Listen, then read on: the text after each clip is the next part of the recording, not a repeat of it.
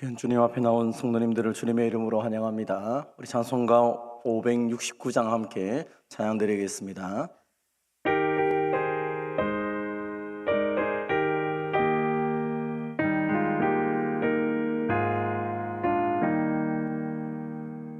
선한 목자 되신 우리 주 항상 인도하시고 푸른 풀밭 좋은 곳에서 우리 먹여주소서. 선한 목자 구세주여 항상 인도하소서. 선한 목자 구세주여 항상 인도하소서. 양의 문이 되신 예수여 우리 영접하시고 길을 잃은 양의 무리를 항상 인도하소서. 선한 목자 구세주여 기도 들어주소서. 선한 목자 구세주여 기도 들어주소서. 흠이 많고 약 우리를 용납하여 주시고 주의 넓고 크신 은혜로 자유 얻게 하셨네. 선한 목자 구세주여 지금 나아갑니다. 선한 목자 구세주여 지금 나아갑니다. 일찍 주의 뜻을 따라서 살아가게 하시고 주의 크신 사랑 베푸사 따라가게 하소서. 선한 목자 구세주여 항상 인도하소서. 선한 목자 구세주여 항상 인도하소서.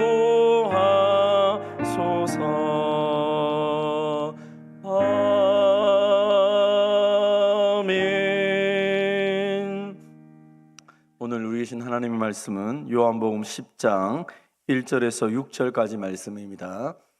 신약성경 163면에 있습니다. 우리 한 절씩 교독하시고 마지막 6절은 같이 봉독하도록 하겠습니다. 요한복음 10장 1절 하나님의 말씀을 들으십시오. 내가 진실로 진실로 너에게 이르노니 문을 통하여 양의 우리에 들어가지 아니하고 다른 데로 넘어가는 자는 절도며 강도요 문으로 들어가는 이는 양의 목자라. 문지기는 그를 위하여 문을 열고 양은 그의 음성을 듣나니 그가 자기 양의 이름을 각각 불러 인도하여 내느니라. 자기 양을 다 내어놓은 후에 앞서가면 양들이 그의 음성을 아는 고로 따라오되 타인의 음성은 알지 못하는 고로 타인을 따르지 아니하고 도리어 도망하느니라. 예수께서 이 비유로 그들에게 말씀하셨으나 그들은 그가 하신 말씀이 무엇인지 알지 못하니라. 아멘. 본문의 말씀을 가지고 비유로 말씀하시는 예수님이라는 제목으로 함께 은혜를 받도록 하겠습니다.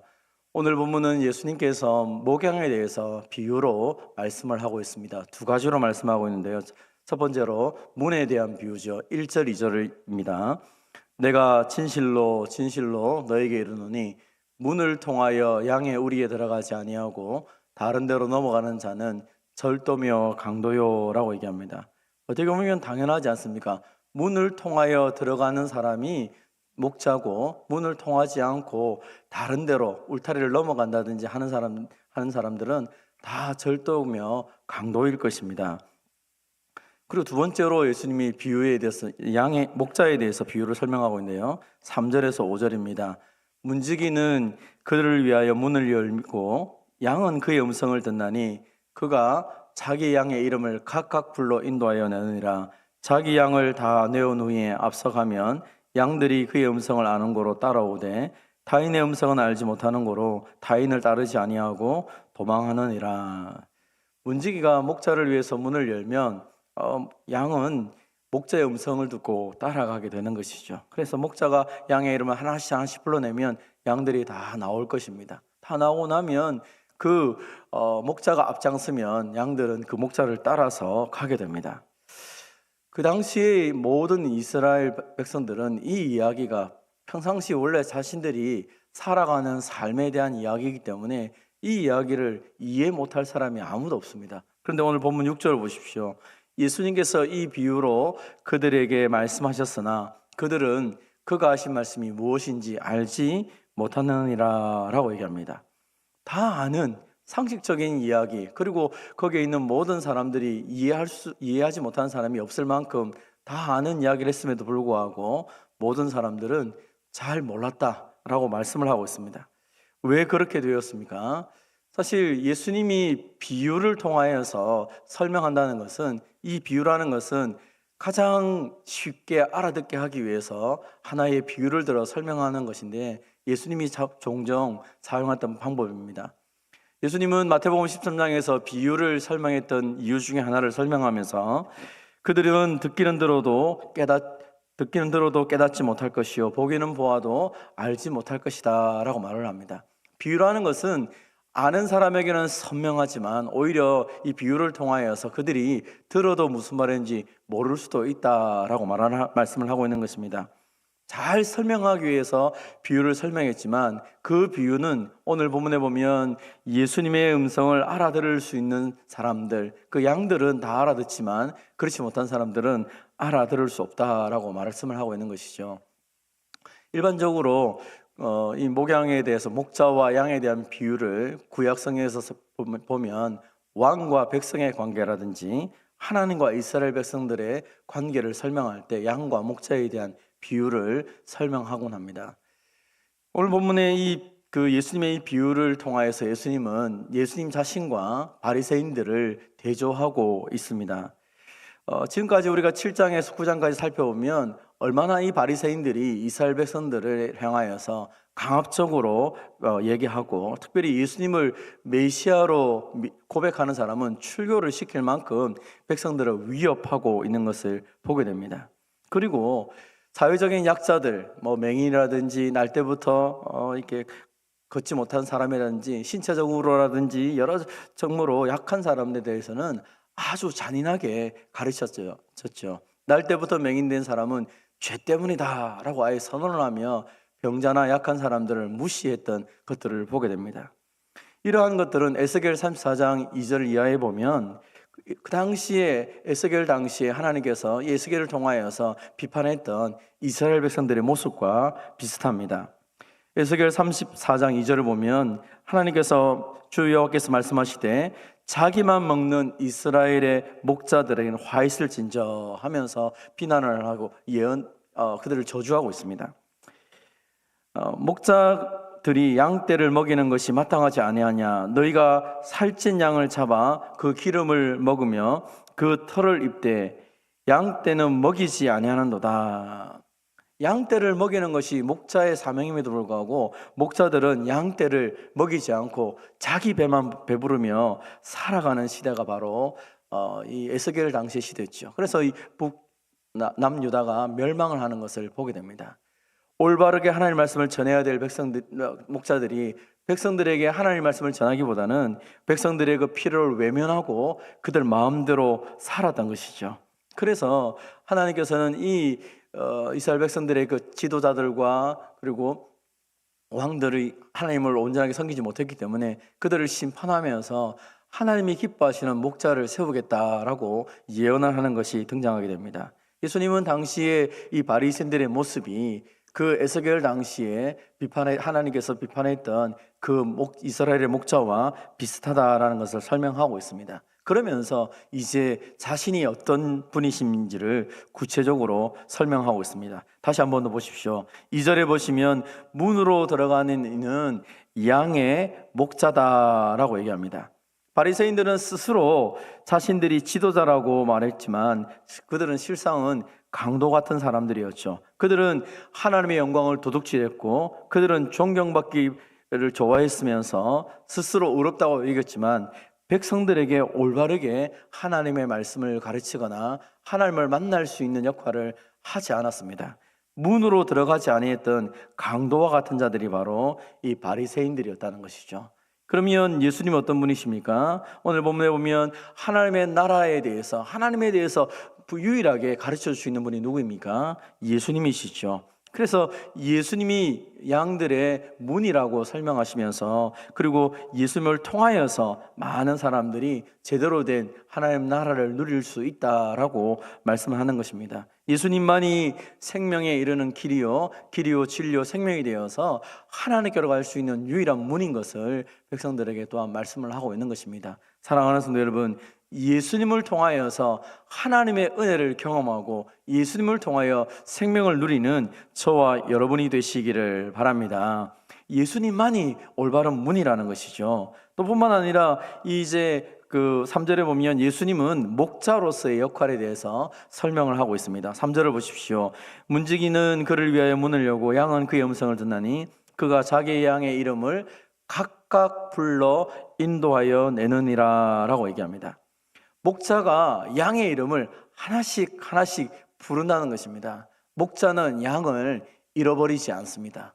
하나씩 이름을 불러서 거기에 있는 양, 우리에 있는 모든 양의 이름을 다 부르며 그들을 책임지고 있는 것입니다. 목자는 양의 이름을 불러서 그 양의 상태를 살펴보고 양에 대한 책임을 지는 것처럼 예수님도 저와 여러분의 이름을 기억하고 있고 우리 이름들을 불러가며 우리를 책임지고 있는 것입니다. 그래서 예수님의 음성을 들으면서 이 양들은 기쁨과 즐거움을 누리며 살아가는 것처럼 예수님께서 우리의 과거와 현재뿐 아니라 미래까지도 아시고 우리의 모든 것을 아시는 그 주님께서 친히 우리를 불러주시고 그리고 우리의 앞장서서 우리의 삶을 인도하고 계시다는 것입니다. 선한 목자 되신 그 예수님을 따라간다면 우리의 인생에 행복하고 가장 즐거울 것입니다. 주님께서 저와 여러분의 이름을 기억하시고 불러주시는 것처럼 우리의 모든 생애를 책임지는 사실을 믿고 그 주님만 따라가는 저와 여러분이 되시기를 바랍니다. 그런데 오늘 본문에 보면 4절에 자기 양을 다 내온 후에 앞서가면 양들은 그의 음성을 아는 고로 따라오되라고 말씀하고 있습니다.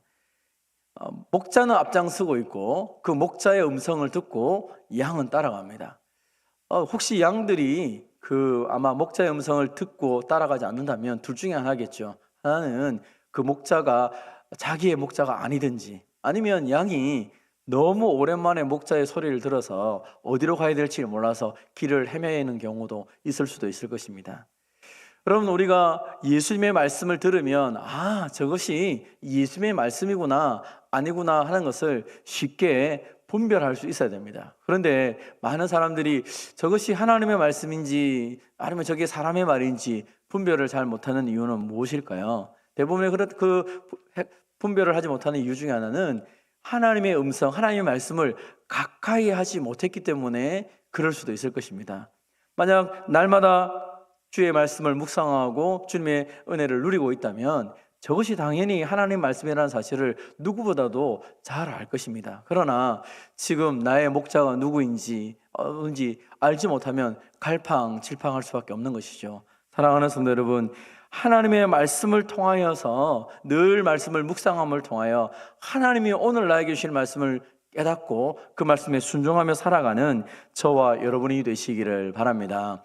말씀을 듣고 목자를 따라가는 사람들은 목자가 했던 것 그대로 하게 되는 것이죠. 우리 지금 교사 세미나를 통해서도 그렇고 교육 세미나를 통해서도 마찬가지인데 늘 올바른 교육에 있어서 가장 중요한 것은 그 앞에 있는 부모나 교사의 모습이라는 이야기를 자꾸 듣고 있습니다. 말을 듣고 따라가는 것이 아니라 삶을 통하여서 살아간다는 이야기를 많이 하죠. 그래서 우리가 자주 듣는 것 중에 참 힘든 얘기 중에 하나는, 자녀들은 앞에 있는 엄마 아빠의 모습을 보고 따라가는 것이 아니라 부모의 뒷모습을 따라간다라는 이야기가 있습니다. 그것은 내가 말하는 대로 내가 살지 않으면 그 뒷모습을 보면서, 우리 부모님들, 우리 선생님들이 앞에서는 저래 말하지만 사는 걸 보니까 그렇지 않네, 그럼 나도 대충 살아야겠구나, 그렇게 한다는 것이죠. 양은 목자를 따라간다고 그랬습니다. 그 양이 진짜 목자의 양인지를 보면 그가 따라가는 삶을 보면 되겠죠. 우리가 예수님을 주님이라 말하고 나는 예수님을 믿고 살아간다고 하면 예수님의 삶이 당연히 우리의 삶 속에서 살아 움직이도록 성령께서 역사하실 거고, 우리도 그렇게 해야 될 것이 당연할 것입니다. 여러분, 예수님께서 우리에게 보여주셨던 여러 가지 중에서 여러분 기억 남는 모습이 뭐가 있습니까? 요한복음 13장에 보면 예수님께서 제자들의 발을 씻겨주시는 사건이 있지 않습니까? 예수님이 선생이시고 주지만 그 당시에 종들이 하는 낮은 사람들이 하는 것을 통하여 제자들의 발을 씻어줌을 통하여서 뭐라고 말합니까? 내가 너희의 선생이고 주가 맞다, 내가 너희의 발을 씻겼던 것처럼 너희도 서로의 발을 씻겨주어라 라고 말씀하고 있지 않습니까?